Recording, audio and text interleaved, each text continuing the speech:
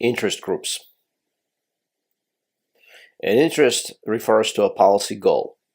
An interest group is an organization of people with the same policy goal or goals. Every branch of government is influenced by interest groups. They will stop at nothing short of breaking the law in trying to influence executive, legislative, and judicial branches of government. Most interest groups have one or a very small number of key policies that they want to see implemented. Interest groups are not trying to appeal to everyone, though they may care about public opinion about themselves or their issues, because they want to generate an even greater pressure on government by influencing public opinion first. Now we'll go from more abstract ideas about interest groups to more specific ideas. The very first thing I want to accomplish is to present various theories or points of view of how interest groups actually operate, how much power they have. So I'm going to introduce three different approaches or points of view: pluralist, elitist, and hyperpluralist. All of these refer once again to the distribution of power, ideas about the distribution of power among political groups in society. The pluralist theory is a theory of government and politics that emphasizes politics as mainly being a competition among different groups, each one pressing for its preferred policy, and no one group and no small collection of groups dominating politics. So the set of influential groups is actually large, and pluralism also assumes that on different issues, different sets of groups might be powerful. So the extent of power of a particular interest group or a particular set of interest groups is issue dependent. So labor groups might have a lot of power when it comes specifically to labor issues. Environmental groups might have considerable degree of power when it comes to issues of the environment. But that doesn't mean that labor groups have a lot of power on outside issues outside labor, or that environmental groups have a lot of power on issues other than the environment.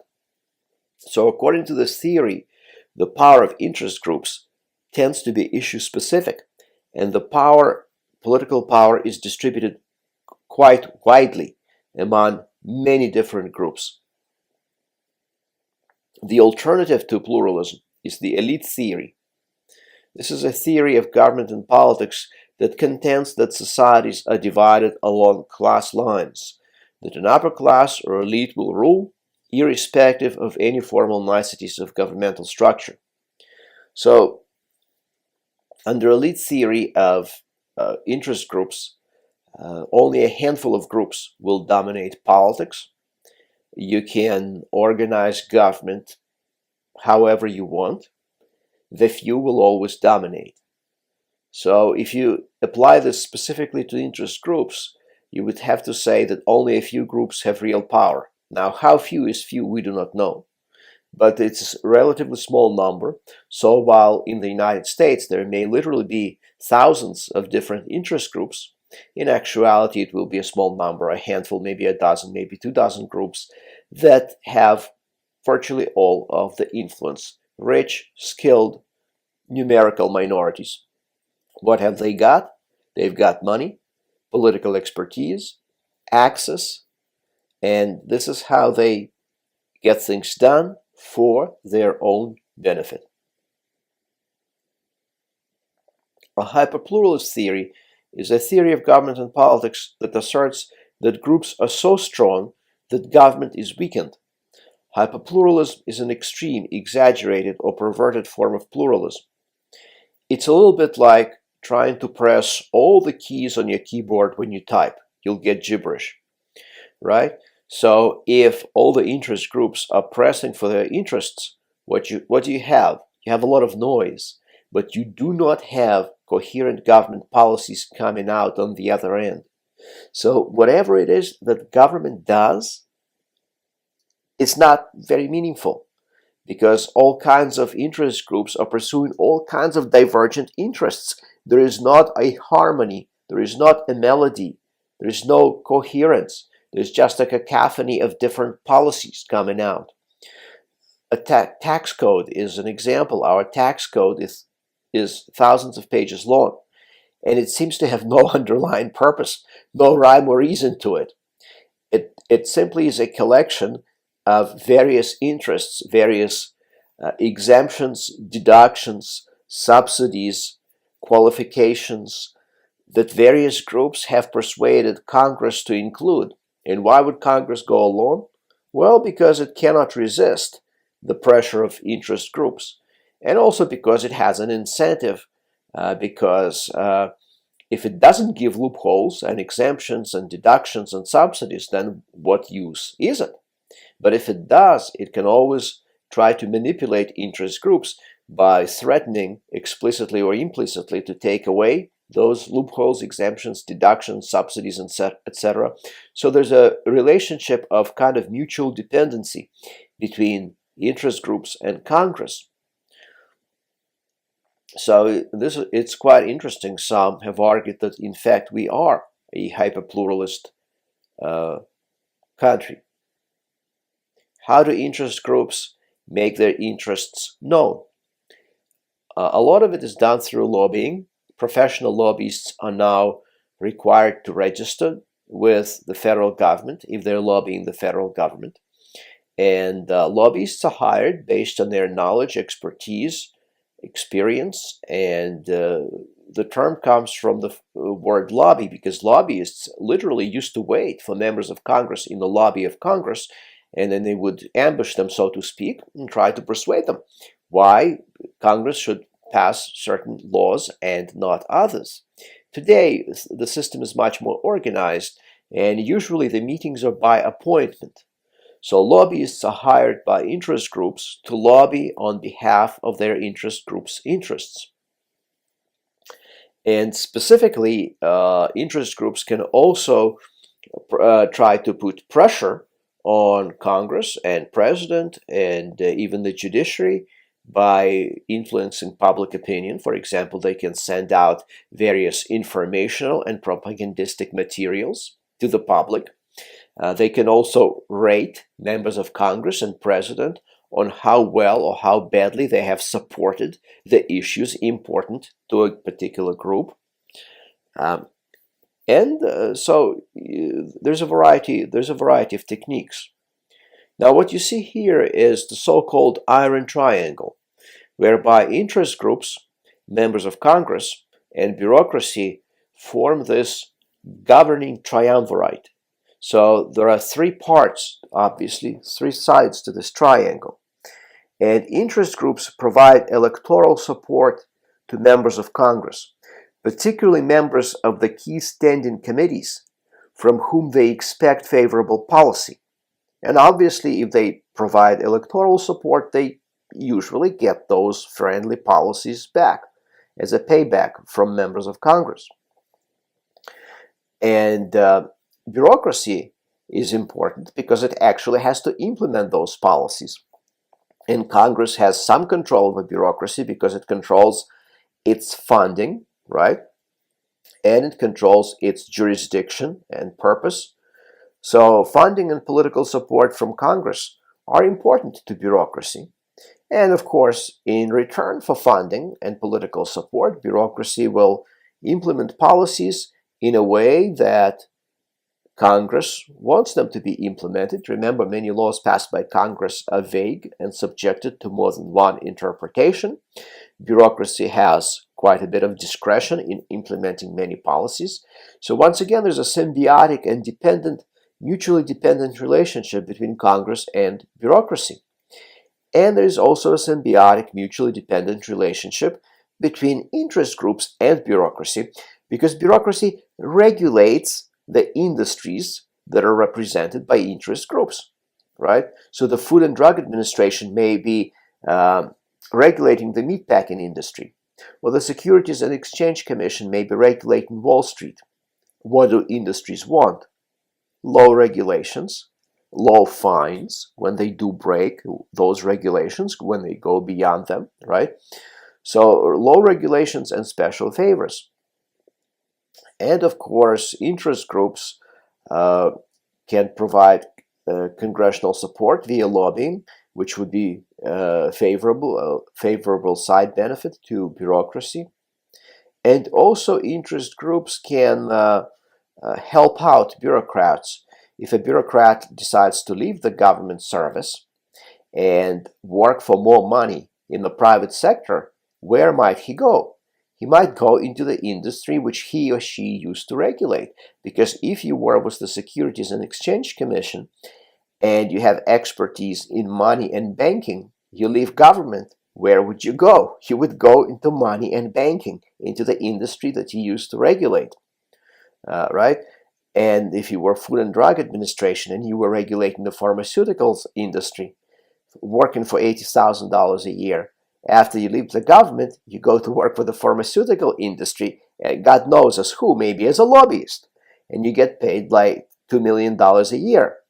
So, or it doesn't have to be you. It may be your nephew or your cousin who needs a job, and if you have connection to the industry that you're regulating, you might be able to get them a job. So there are informal and actually legal ways that maintain this symbiotic triangular relationship between interest groups, Congress, and bureaucracy. The alternative interpretation of the power of interest groups is issue network. I mean, the alternative to the Iron Triangle.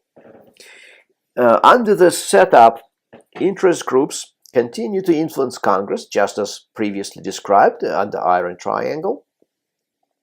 And they do all the same things. They provide exposure for members of Congress, favorable for those they want to support, unfavorable for those they don't want to support. They provide money for political campaigns. They give members of Congress information that will be useful to them in writing meaningful laws. But in addition to interest groups and bureaucracy, there are two other players. One is the media, which is providing exposure and allows members of Congress to directly promote their policies to the people and also to promote themselves, their policies and themselves. So under this issue network, you add the media component because members of Congress can access it directly. And interestingly enough, you also add think tanks. In recent decades, and I mean like since after the Second World War, think tanks proliferated. A think tank is an organization of brainiacs.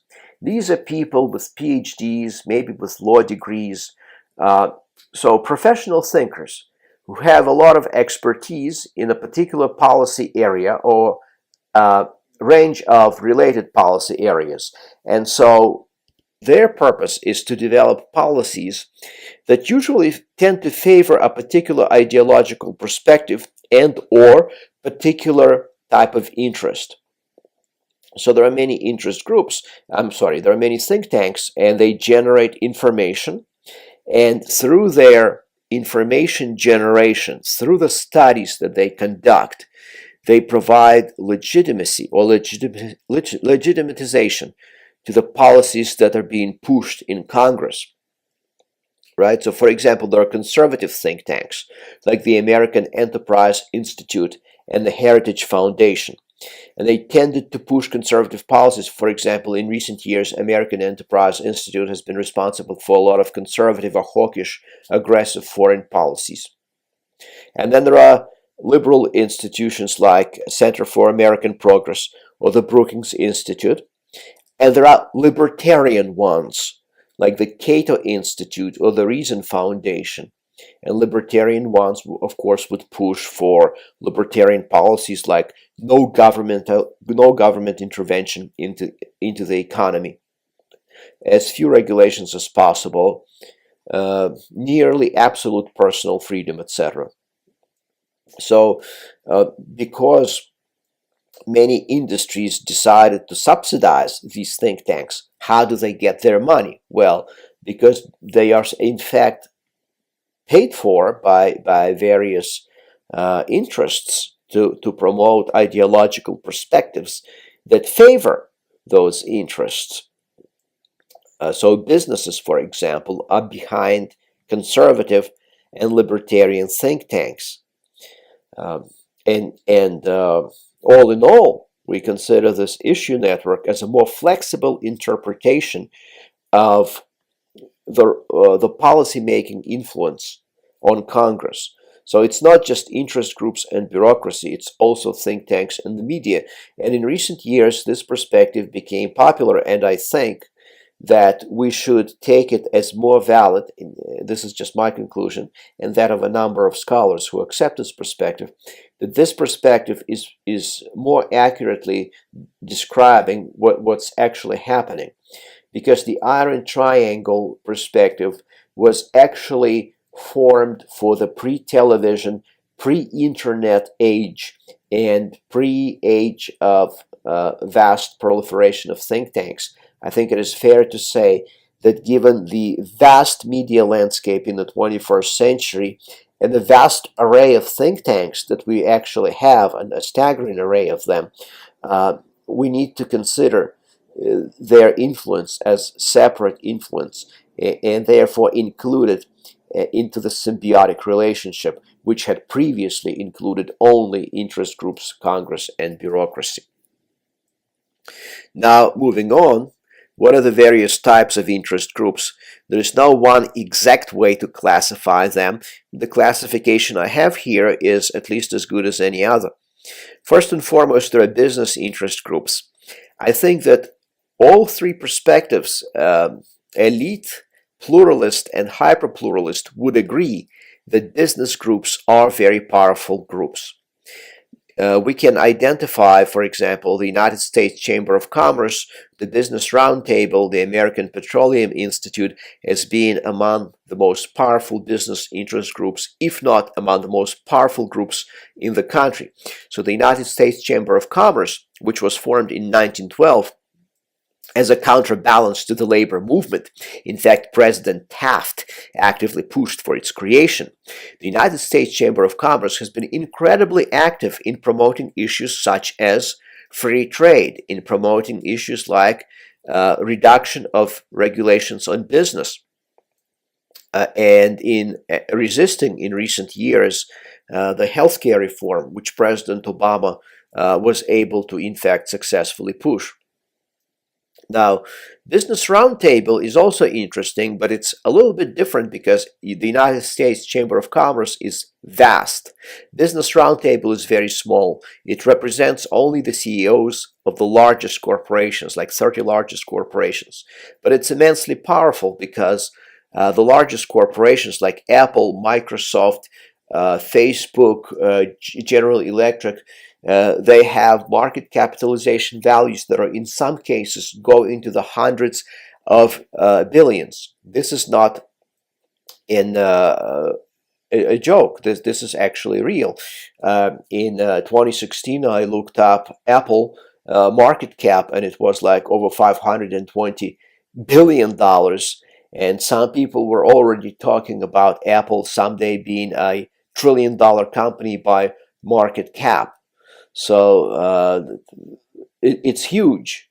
And I'm originally from Ukraine, and it just so happened that when I checked the GDP of Ukraine, it was about $320 billion in 2016, but Apple's market cap value was $520 billion in the same year. So it's quite amazing that you can have a corporation with a market cap value that's much greater than the entire GDP of a country of 40 million people.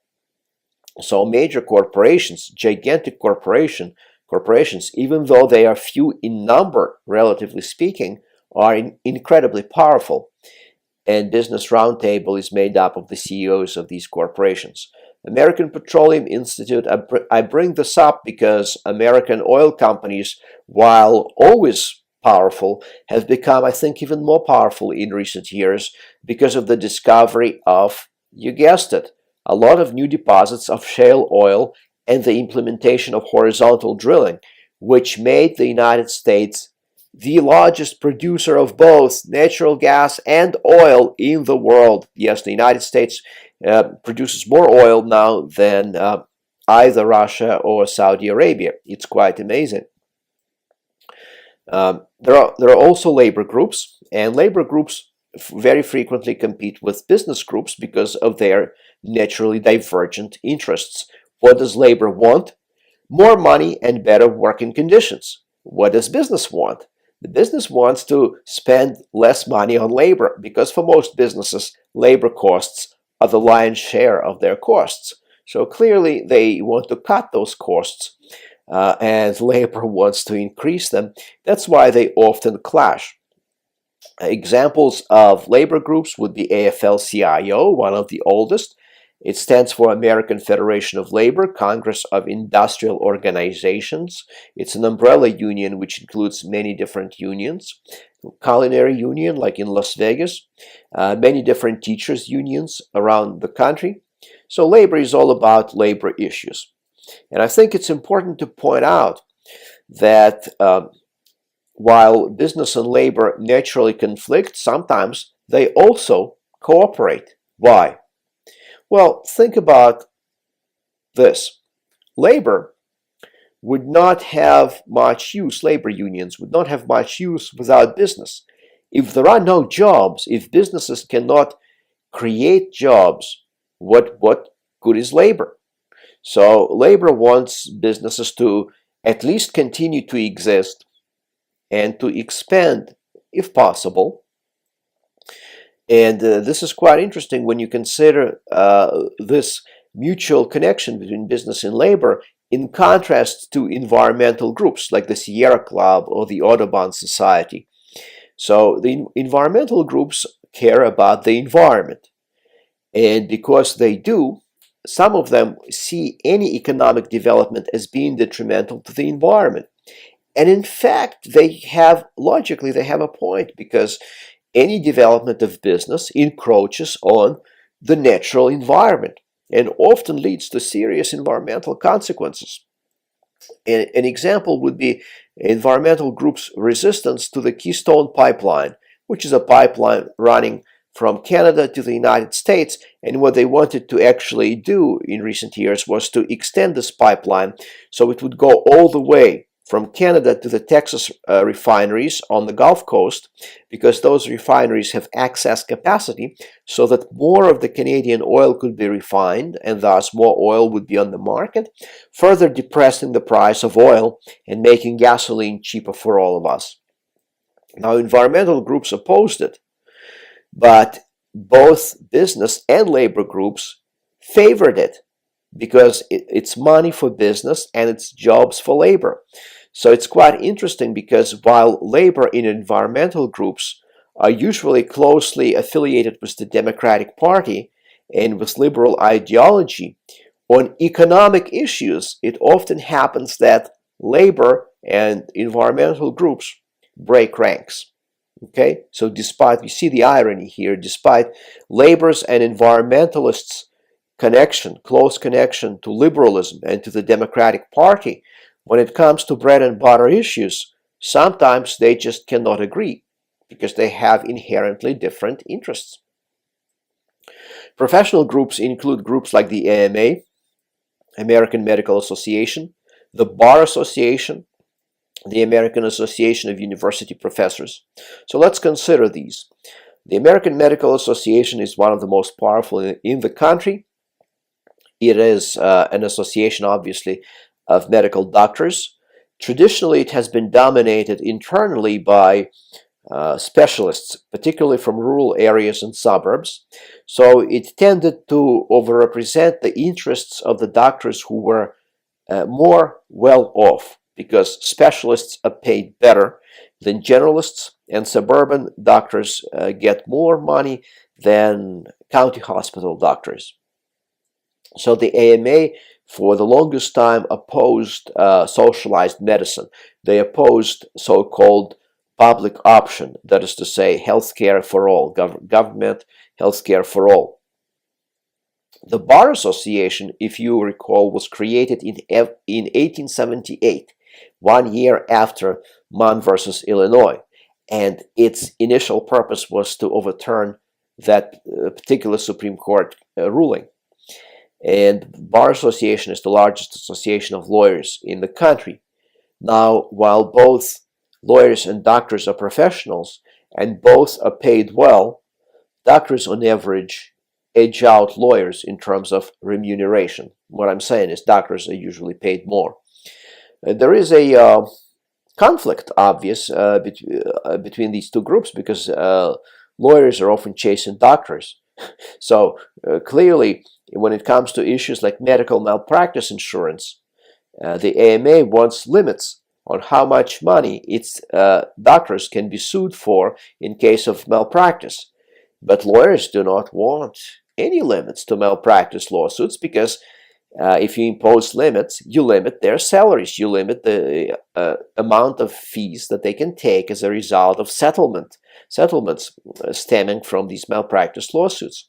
So they have different economic interests. American Association of University Professors is an interesting interest group, if I can put it that way. It's not nearly as powerful as AMA or Bar Association. And it really has one main issue, and that's tenure for university professors. In recent years, it has lost a lot of clout and, I don't know, dare I say it, legitimacy, because most professors and instructors in colleges and universities today do not have tenure and are not on track to get it.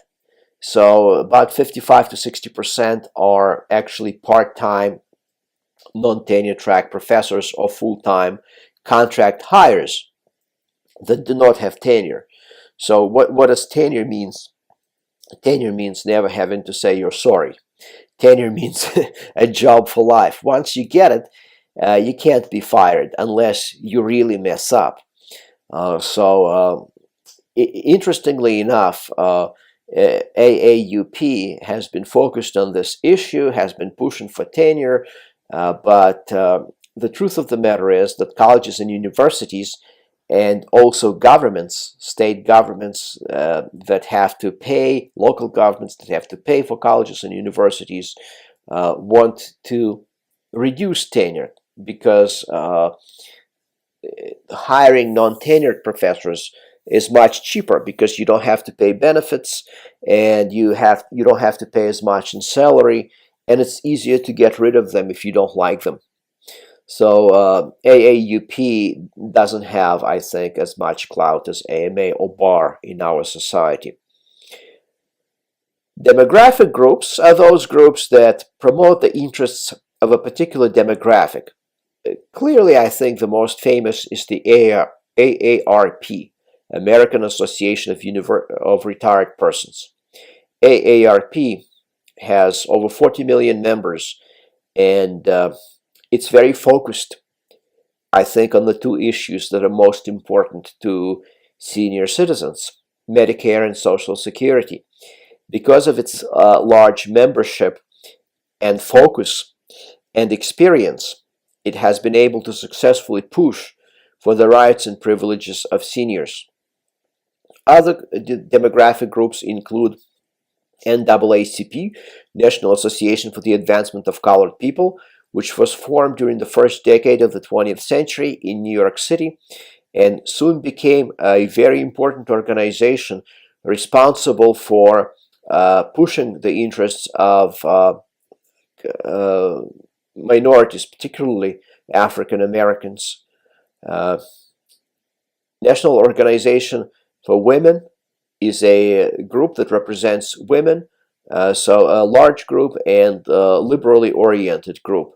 So I would have to say that NAACP and NOW, while they're clearly demographic groups and they clearly represent the interests of some demographics, I think it's also important to note that they represent a liberal point of view, whereby AARP is much more technical, less ideological, neither too liberal nor conservative. It's kind of more in the middle, slightly leaning liberal and promoting the economic interests of seniors. There are also single issue groups, groups that care only about one issue, and they can be very powerful precisely because of their singular focus. The NRA is an example. The National Rifle Association is all about the right to keep and bear arms. So what they want to do is to eliminate or to prevent as many onerous regulations on gun ownership and use as they can. See, they've got one issue, so they don't have to spread their resources very thin. And if they have a lot of members like the NRA, boy, they are going to be powerful. So they can afford to pay for public relations, they can afford to lobby, they can afford to have lots of things, even though they just have one issue in mind. Now, what are the incentives for joining interest groups? Why do people do it? First, incentives are economic. While people might have to commit some time and money as resources to interest group activities, they're hoping to get even more resources out of it. So the economic incentive, I think, is the main incentive. Certainly, when you talk about business, labor, and professional groups, I think you have to say that economic incentive is the most important incentive for joining those types of groups. There's also a social incentive, for example, meeting new people. Some people join interest groups because they want to meet new people, and they also want a sense of belonging, that they belong to a particular cause with others. It's not just them by themselves. And then there's ideological incentive. Some people just want to promote a particular policy because it's consistent with their vision of the world or their vision of their society. So they join these groups because they want to transform society as a whole in their ideological light. Thank you.